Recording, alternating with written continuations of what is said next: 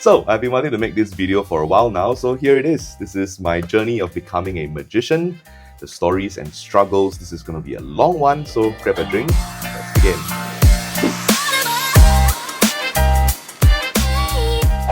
So before I started magic, my brother and my father would perform simple tricks for me.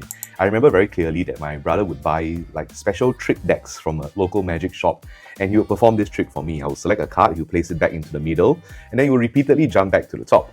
Not only that, as though by magic, the entire deck will turn into my selected card, which was crazy. In the old apartment, we would share a room, me and my brother, and he would place these trick decks up in the cupboards high above, beyond my reach. Okay, I was so frustrated that I couldn't know the secret of these tricks. And yeah, back then I didn't know that my obsession with magic in general could have taken me all around the world. In Singapore, during the festive seasons or the school holidays, we will always have like these magic TV specials. And I remember watching David Copperfield, 15 Years of Magic and Breaking the Magician's Code, that kind of stuff. And that's the kind of magic bug that bit me. I really wanted to know how it's done, and I remember how it feels. So if I know how it feels and I can do it for some people, then I can let them feel the same magic. You understand? So as a young kid, I was obsessed with magic. But before that, I was, as an Asian kid, your parents will make you do lots of things. I learned the violin, the piano, taekwondo, golf, and Chinese martial arts, that kind of stuff. But I remember at 8 or 9 years old, I'll bring my mom to the library to borrow books to learn magic in the arts and hobbies section. And it was one of the books that left the deepest impression for me was Mark Wilson's Complete Course in Magic. It literally has everything. It has basic card handling skills, coin magic, magic with everyday items, and stage magic, all the way to big illusions that you can build at home. And it really opened my eyes to the world of magic. It is not just what I know. There was just so much in magic. And then as it got a bit more serious, I visited local magic shops to learn more from the people there. And then when I was waiting for my results, I was a waiter in one of the restaurants that is unfortunately no longer in Singapore. It's called Sizzler. And even as a waiter, I would also perform magic for the patrons there. It was just, some entertainment just before they leave and all that kind of stuff, which was great. I really enjoyed my time there. And then I quit my job as a waiter. Why? Because Magic Castle in Singapore, the magic shop is literally called Magic Castle Singapore, opened a new branch. It's called the Magic Exchange, where they can buy and sell secondhand magic items, which I thought was a cool idea, and they needed a magic demonstrator there. So, I applied for the job. Obviously, I got it because I just hang out there too much, and I had time. I was waiting for my results. And that's how I started. I was then open to a lot more other magic products. I started with VHS and other magic products. I could bring them back home as long as I bring them back the next day. It was a way for me to know more about the product so that I can sell it. But for me, it was more of, wow, now I have access to all these different types of magic, and I got really more involved with a lot of magic that were happening around that era. And I really enjoyed it. I wasn't a very good salesman, but I was not a bad performer. And so when people come into the shop, I will, perform some things for them, and depending, sometimes they buy some stuff, sometimes they don't. And that's how I got my first kind of like professional gig. Patrons of the shop would come in and say, "Oh, you're really good at this magic thing. Would you, come and perform for our family gathering or birthday party or something like that?" And I was like, "Hell yeah, sure." That was my segue to becoming a professional magician, right? So I was like, oh yeah. And back then, I remember charging something like 150 Singapore dollars, which was great for a young kid like me. I had the drive and the passion to learn because I was young and all that kind of stuff. In fact, I wanted to look much older than how old I was. I used my dad's suit, and then he took photos for me as a promo shots and all that kind of stuff. Speaking of promo shots, enjoy.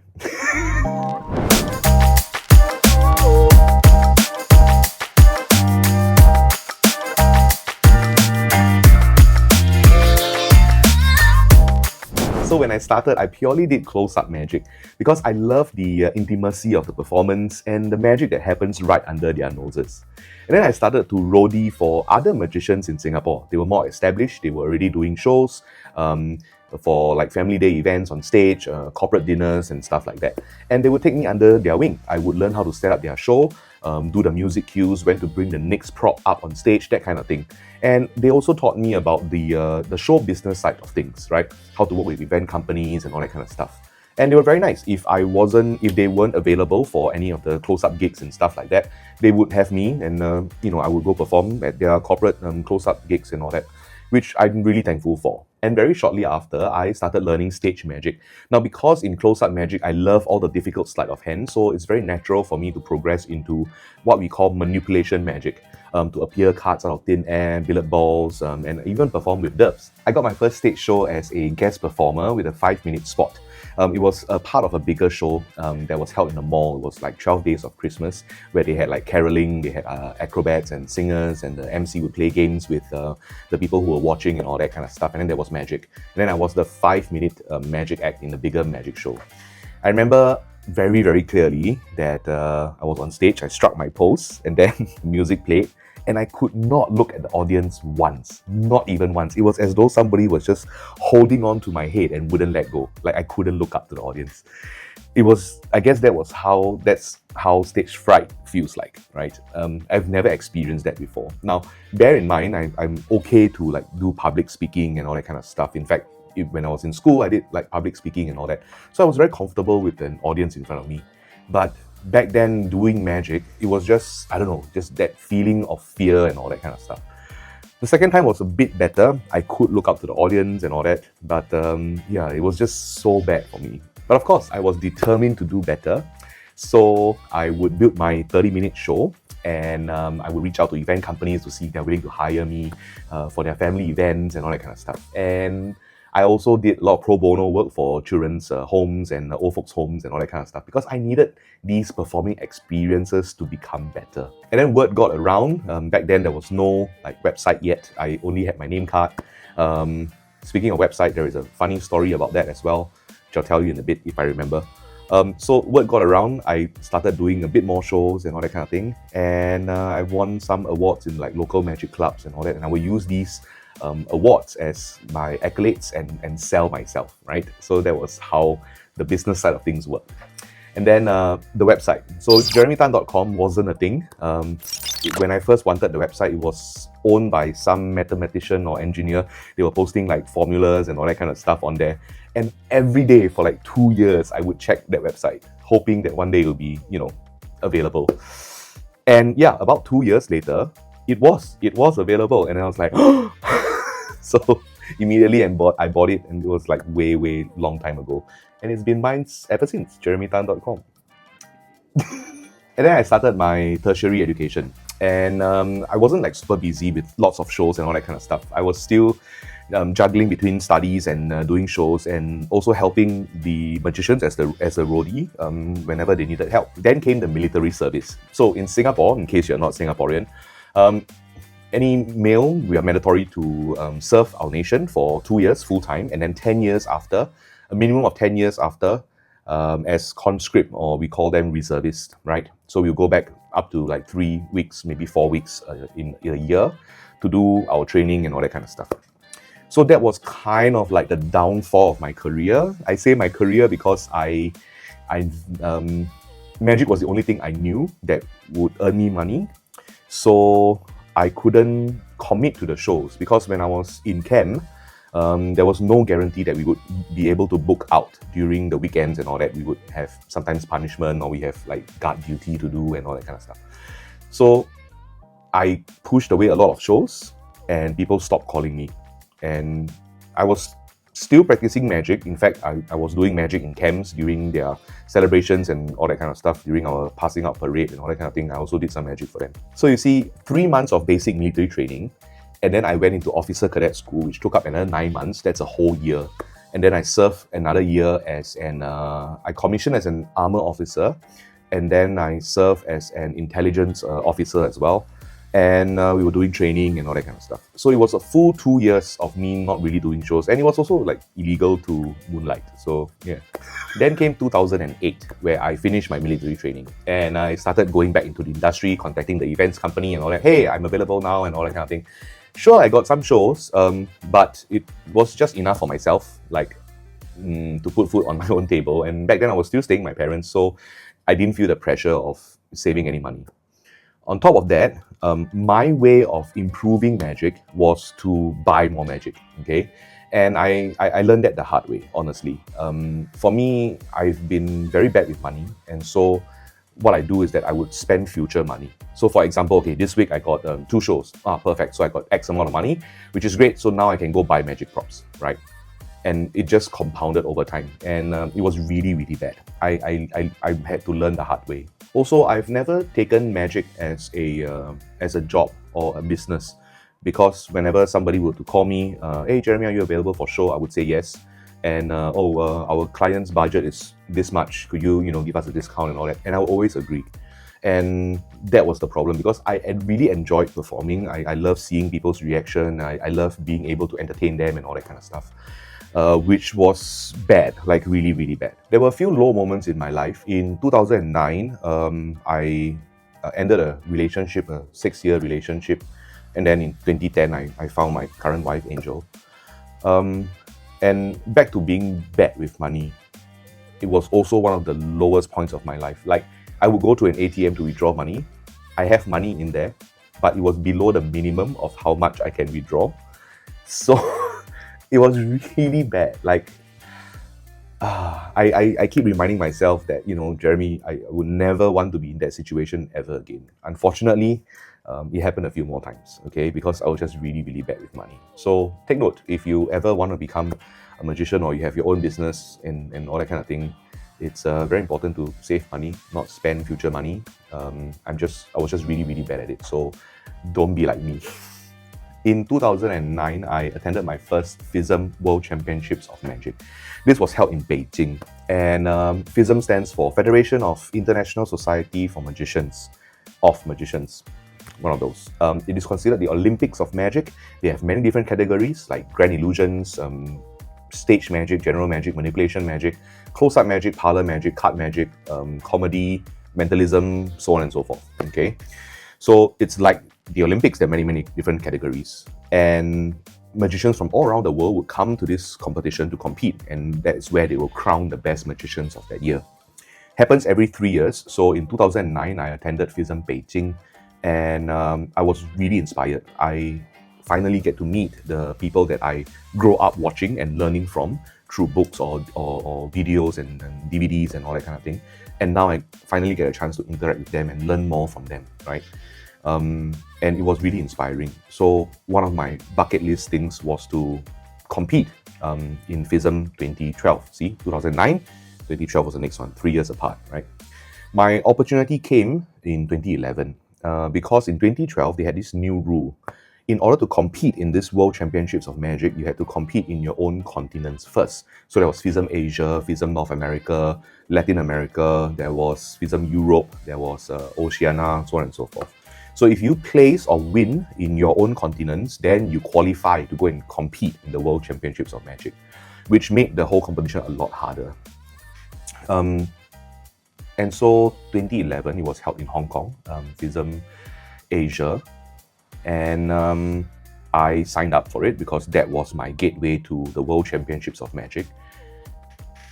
And I never shared this with anyone before. This is the first time you are hearing this. I had a lot of hate and backlash for joining the competition from local magicians.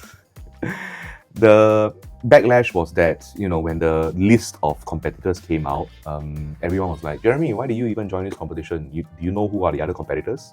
And I was like, not when I signed up. I didn't know, and the reason I signed up was to do my very best so that I can get into the World Championships of Magic the next year. And their reasoning was that there were magicians that are past winners of like Asia Magic competition winners. There were also like the brains or the TV consultants behind like Cyril Takayama, Liu Qian, those famous magicians. They are the magicians that thought of magic for these famous magicians to perform. And there were also magicians who had their own TV shows and all that kind of thing. And then I was nobody, right? It was, oh, I know this person. Who the hell is Jeremy Tan, right? And I was like, But that was the only way I could, go achieve my dream of performing competing on the FISM World Championships of Magic.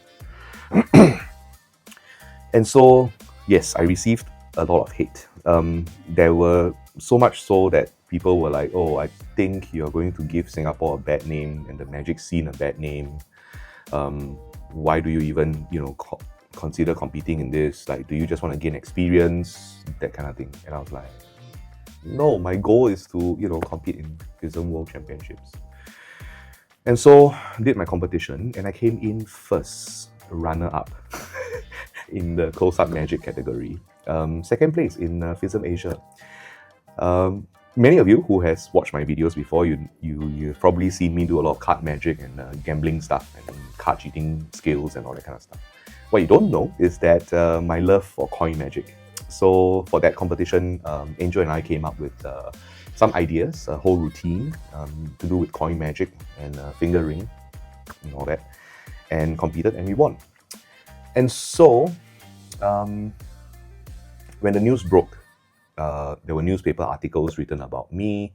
There was the clubs were very happy. The local magicians was like, "Oh, Jeremy, I knew you could do it.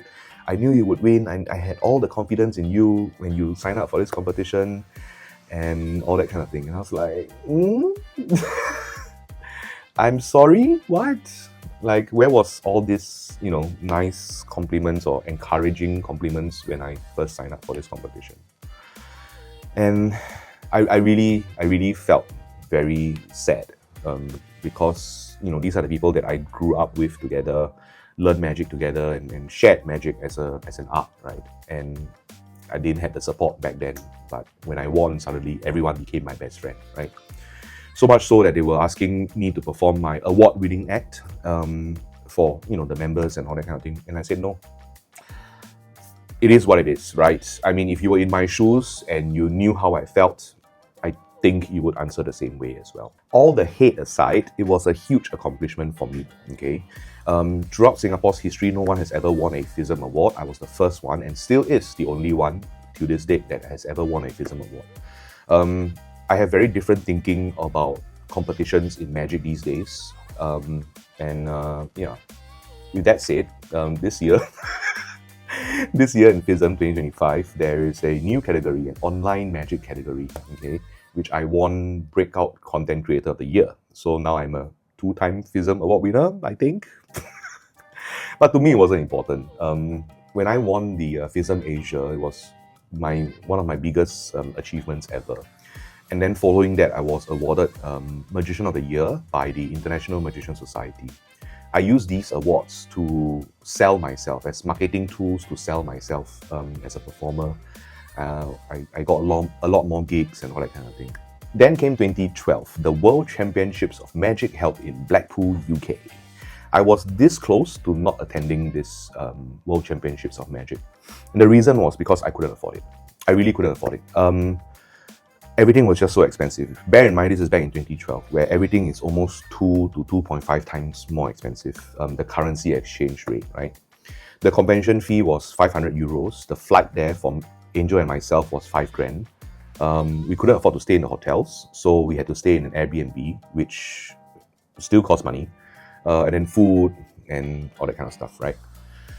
And so I would have emptied my entire bank account and still have not enough money to travel there and to attend the convention.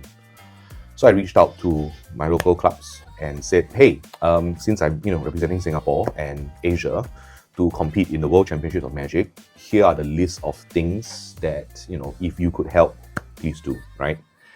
So I list down everything from flights, accommodation, convention fee, competition fee, and all that kind of stuff. And I've gotten zero support once again. And the reason is what I heard, and this one also, I've never shared this before, was that because they think that I've been doing shows, and so I had the money, so they didn't want to support me financially. They didn't have the need to support me financially. And so they said no. And I was like, okay, sure. I didn't have enough money. Like I said, I would have even if I emptied out my entire bank account, which I did, I still wouldn't have enough. And so Angel did the one thing that got us there. She withdrew her insurance policy before it was matured so that we have that extra money, and then we could attend FISM World Championships of Magic.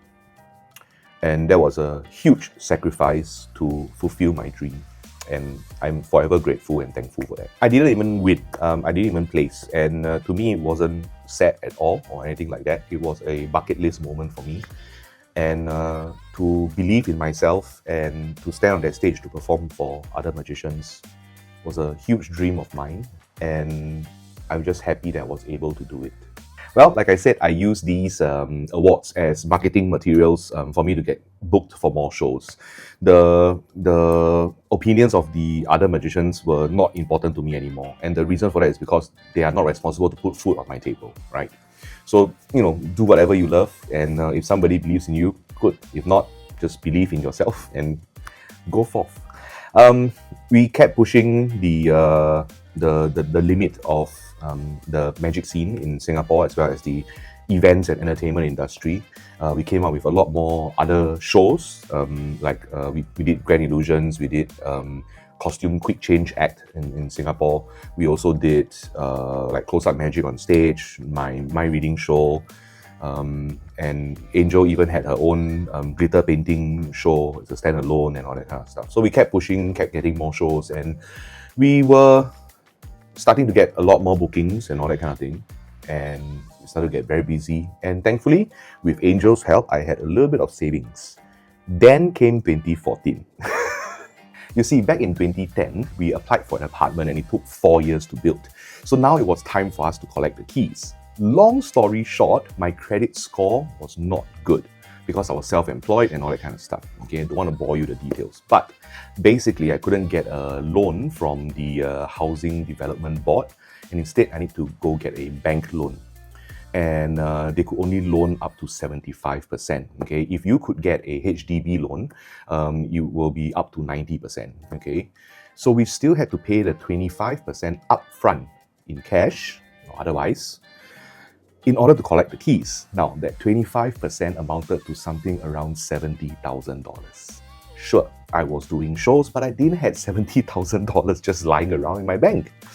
So I had to borrow still, the help of my family, my brother especially, and we managed to collect the keys. Now, I felt extremely lousy during that point of my life. And this question has crossed my mind many, many times. If I should just do magic on the side, get a full-time job, and then, just do magic on the weekends and earn extra money and get a stable job of some kind. Unfortunately, magic was the only thing I knew how to do. So to me, I was like, should I, take my family and friends' advice and, find a full-time job, do magic on the side, or should I push a bit further and see how far I can go with this magic thing, right? Many a times what you see on social media is all the glitz and glamour and the nice side of things, but this is the truth, right? It's not always pretty. So back to the apartment. When you buy what we call a build to order or BTO apartment in Singapore, you get to choose the tiles, the doors, the toilet, and all that kind of stuff. So we didn't opt for any of the tiles and all that because it was then extra money and all that kind of stuff. And so finally, we managed to come up with that extra $70,000, got our keys. And for at least a few months, we would just come to the house. There were no tiles, so it was just like a moon landing. Angel and myself would set up these camping stools or chairs, right? Those foldable ones. Put on a fan, and we would just hang out at the house. And that was kind of our way of looking at life and go, hey, we kind of did it, right? Because it was either pay that 25% upfront or forfeit the house. And we were not going to forfeit the house, right? We definitely wanted the house. And so that was that. And then because I don't earn like a monthly salary, every time I do shows, I'll save some money and all that kind of thing. And then whenever we had enough money for tiles, then we would have the flooring done. And then a few more shows later, we have enough money for air conditioning, and then we would install the aircon and all that kind of thing. It was so bad that our the TV studio, no, not TV studio, the TV console, right, was actually the box the TV came in. It's the truth, We didn't have a bed. I had to bring my old sofa bed, and that would be our sofa and bed, right? But we managed to still, get by and all that kind of thing. And to me, it's all these experiences and all that kind of stuff that, now looking back, then I can see how far we've come, right? And finally, in October of 2014, around my birthday, we managed to move in. It was still not like proper living conditions and all that, but still livable, We didn't have everything we wanted, obviously. And then we continued to do shows in Singapore, get more savings and all that kind of stuff. And then I remember very clearly, I was doing this show. And as usual, I was in a hotel ballroom, and then met up with the events company, chit-chat, did my show, met up with the host, who happens to be a local celebrity. His name is Hosan Leong. And then we were chatting and all that kind of stuff. And then he asked a question that would change the course of my life for the next 10 years. And that question was, would you be interested to perform on a cruise ship?